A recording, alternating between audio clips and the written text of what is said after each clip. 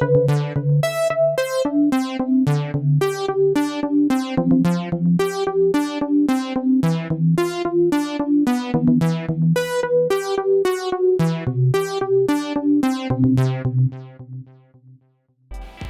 and welcome to a new episode of the Damn Right Show. Today I will be fantasy rebooking Bill and Ted 3.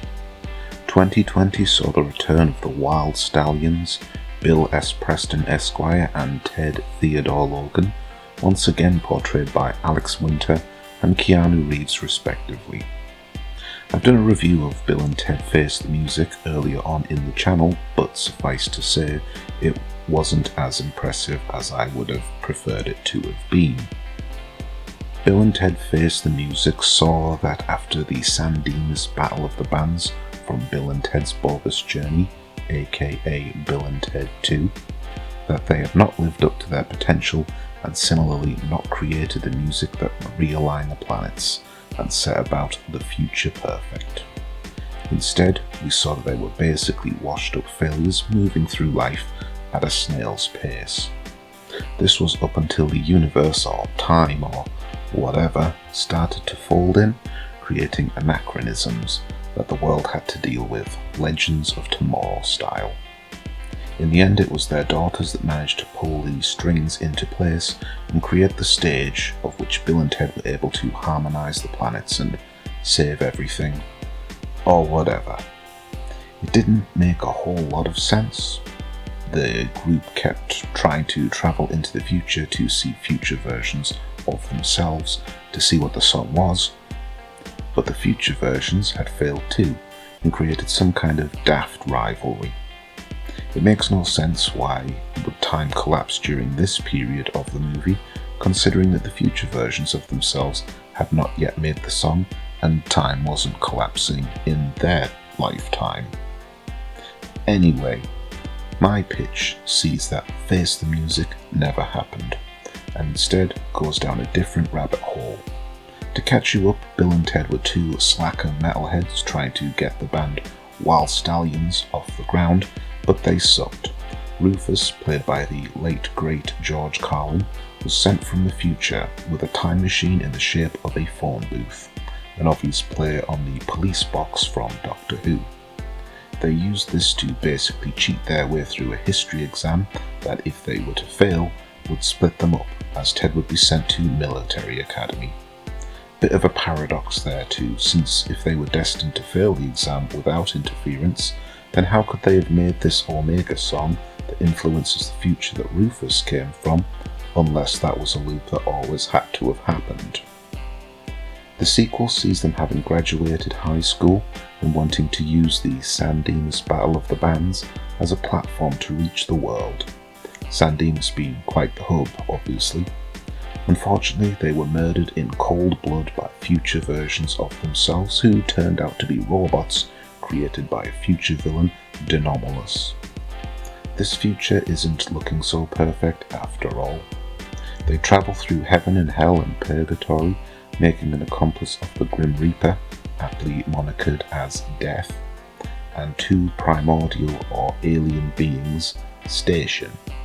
They come back to life, defeat Denomulus through some time travel chicanery, and then take one final trip to the future to learn the perfect song. They return from when they left, performed at the Battle of the Bands. The rest, as they say, is history, especially since we see several magazines and articles representing the success of the Wild Stallions throughout the coming years. Pitch time, yo! So, in my Bill and Ted 3, the song that was played at the end of Bogus Journey was in fact the fabled song that would unite the universe. However, it has a knock-on effect with the thing that Bill and Ted have held so dearly all their lives: music.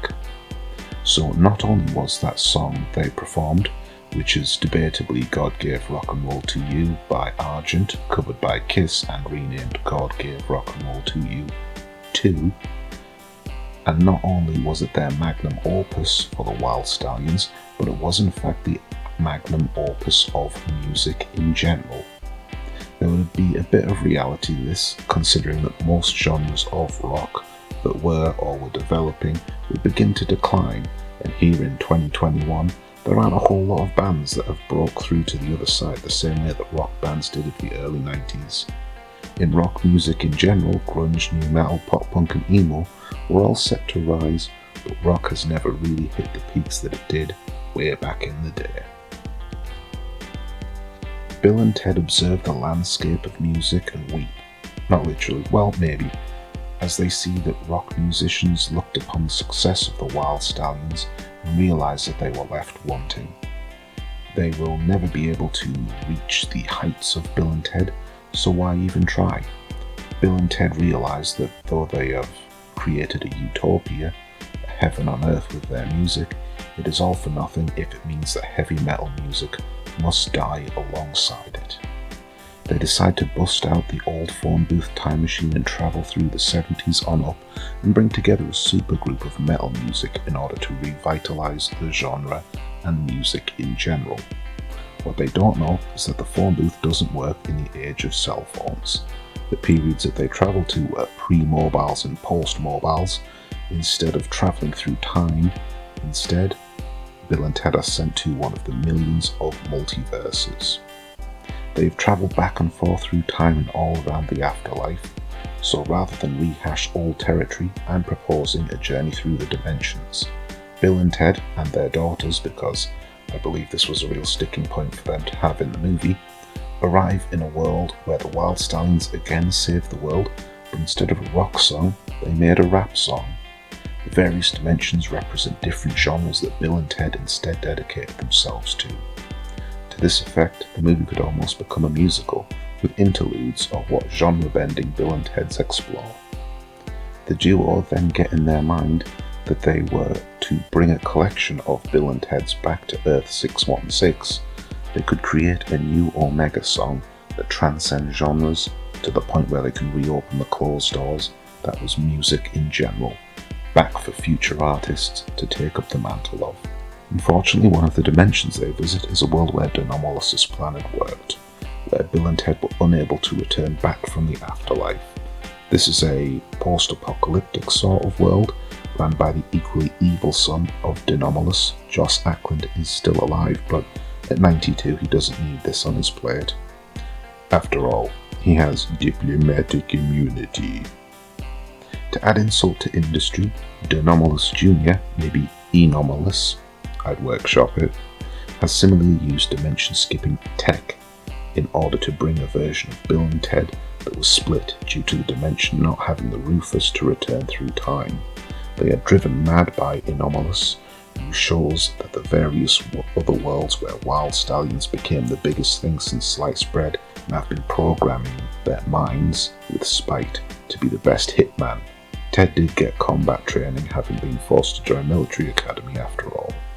Enomolus confiscate the time booth from classic Bill and Ted, and they have to make their way through this haunted dimension, eerily similar to a lot of covers of metal albums over the years, all the while being hunted down by the insane alternate versions of one another. Like their own world, there's been no metal music to hear since the San Dimas Battle of the Bands, since it was outlawed. All of the denizens of the planets are instead slaves to the whims of Enomolus and the Enomolus family in general, knowing nothing about the strength and rebellion that could be influenced by rock music. Bill and Ted end up tragically killing Enomolus, well, maybe not killing him, maybe more of a third-degree murder, negligible homicide at best sort of thing, and end up summoning death to the dimension. He is able to protect Bill and Ted from the evil versions, while they use this time to create a makeshift concert of what would be the weekly presentation to the world by Enomolus. They then begin to play a heavy metal song that would shake the world out of its slumber and allow them to recognise their plight and their ability to fight.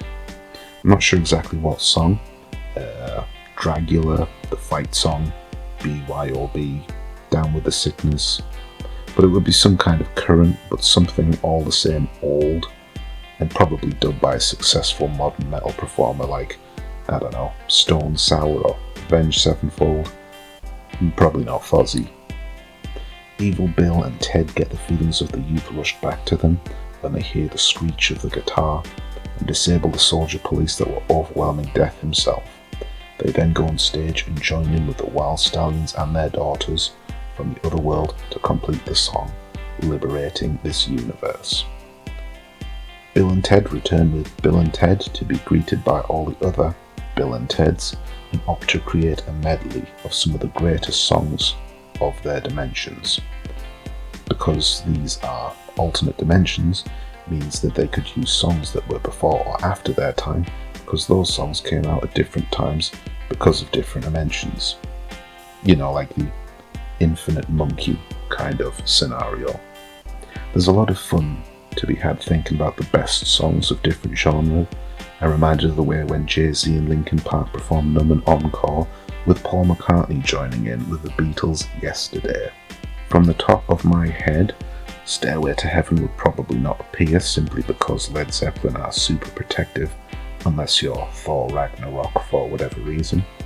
But you could have Bohemian Rhapsody, Satisfaction, Bridge Over Troubled Water, Under the Bridge, Heroes, Bowie or Nickelback, probably Bowie, Jolene, I Will Survive, No Mountain Higher, Today Was a Good Day, Gin and Juice, Dancing Queen, Lose Yourself, This Is America, Wake Me Up When September Ends, Respect, Man in the Mirror, Dear Nikki, Enter Sandman, all sorts, all rolled into one melody of epic proportions. As we see the world reunite once more under the spectacle of the Bill and Ted Collective, we see various children smile and start putting pen to paper, others gelling their hairs into mohawks or spray painting their jackets. Ultimately, Bill and Ted closed the world of music by creating perfection and now held the key to reopen it once more. So, that's my Bill and Ted 3. How do you think it holds up in terms of Face the Music? What would your ultimate medley be? Let me know in the comments section and subscribe for more fantasy pitching.